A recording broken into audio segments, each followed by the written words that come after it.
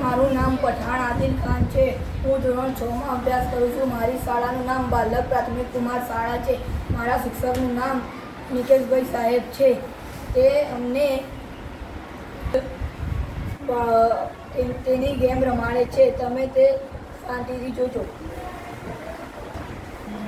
garba, Gujarat, Kathak, Uttar Pradesh, Kathakali, Kerala, લવની, Maharashtra, Bangla, Punjab, Mumbai, Rajasthan, Bihu, Assam,